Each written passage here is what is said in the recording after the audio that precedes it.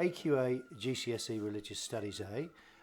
Again, we're going to be looking at Hinduism, and in this particular podcast, we're going to be looking at practices.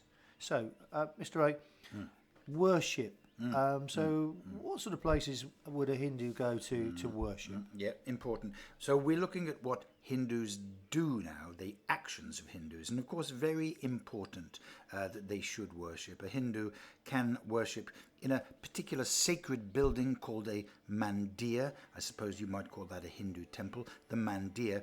But, of course, just like other religions, it is possible to work at home, and the action of worshipping the deity at home is called puja. And puja is wonderful to take part in so many different forms and different ways to awaken the senses to the spiritual There's world. bhajan, isn't there, which is hymn singing. Yes, of course, yes. We've got the fire ceremony. Havan, Yeah, yes. lovely.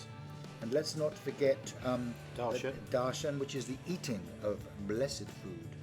And even the physical act of walking around the statues or the deities, circumambulation. That's right. Yeah, wonderful, lovely. Wonderful. And we've got mantras. Yeah, a mantra is like a poem, and you repeat and repeat, and you go into a meditative state, the reciting of the mantra. And of course we've got the arti ceremony, where you put the smoke over your head as well, which is rather wonderful. Fire, very, very important. But of course this worship in the home, what we're talking about, puja, usually takes place in a special place in the home known as the shrine, a sacred place where a number of objects are, and also there'll be the incense, there might be a bell to ring you to the puja, some fruit, and obviously there'd be the little statues, the murti would be there. You know, there tends to be different statues sometimes of avatars, which we spoke about before, sometimes of the Trimurti themselves. You might have a murti, or statue of Shiva, or of Shiva's elephant son, Ganesh, very, very popular with children. I think you like Ganesh, don't you, Mr. C? A statue of an elephant. I've seen you with that. Have you? Yes, certainly I have. And I think it's important to remember that these are ways to experience the divine through worship. Okay, thank you. And do they have any particular festivals? Well, I think most religions have certain times of the year which they use to devote to the spiritual, and Hindus are no exception. I think many of us have heard of Diwali, which is the festival of lights. Very beautiful, number of Hindu centres in the United Kingdom. Leicester, in particular, is filled with lights at the time of Diwali. That's not the only sacred time of year. Of course, we also have, now how would you pronounce it? Holi.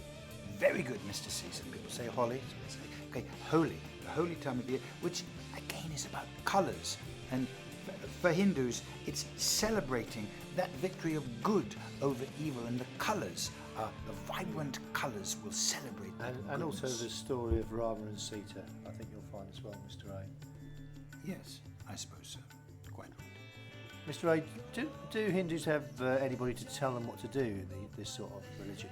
Mr. C, of course, they have teachers, but, well, not like you, Mr. C. We are talking about spiritual guides. These are known as gurus.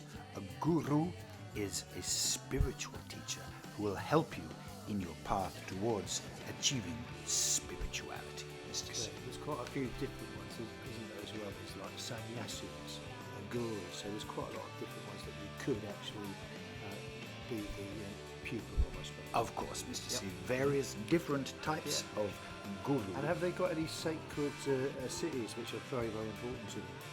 Well, Norwich, sadly, is not one of them, but should you go, for example, to India, to Varanasi, you will find that is regarded as the most sacred spot on the planet. And indeed, were one to go to Varanasi and have one's ashes scattered on the steps there, then one might achieve that enlightenment achieved through moksha, where one would leave the cycle of samsara. So the holy city of Varanasi is, to the Hindu, the center of their faith in terms of the physical world.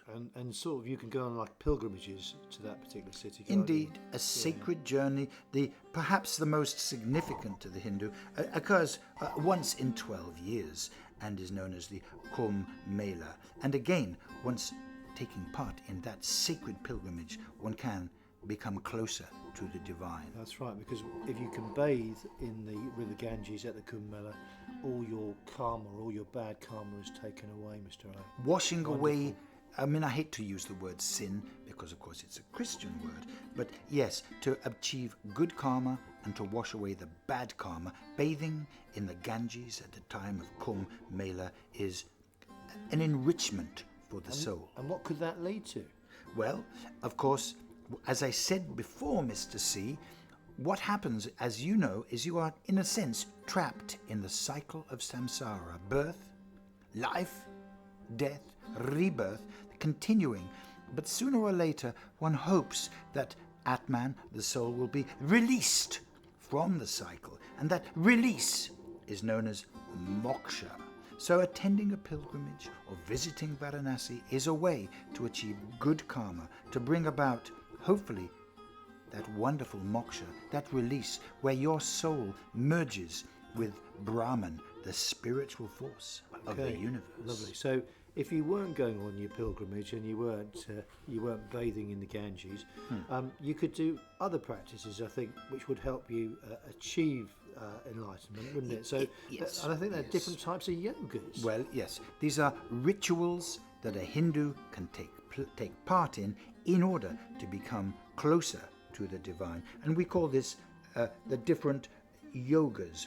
There are 4 different types, 4 paths or practices which will help you to come closer to Brahman. Karma yoga is, in a sense, my favorite because it's actually through the actions in your life, by doing goodness, that is karma yoga, actions to bring you closer to the divine. But you, of course, being a great reader, a scholar, Mr. C, you would read holy texts. Ooh, yes, now, please. what would you call that type of yoga? I'd call that Yana yoga. Yana yoga. That's got a little kind of alliterative. Easy to remember. It's got a ring to it, certainly. But I like the idea of Raja yoga because that is meditation through. And in fact, you interrupted me while I was meditating on the Om earlier on, if you recall. And through meditation, one can reach out and gain a closeness to the spiritual force of Brahman. There's our 4th one. I bet you don't know what it is, Mr. C.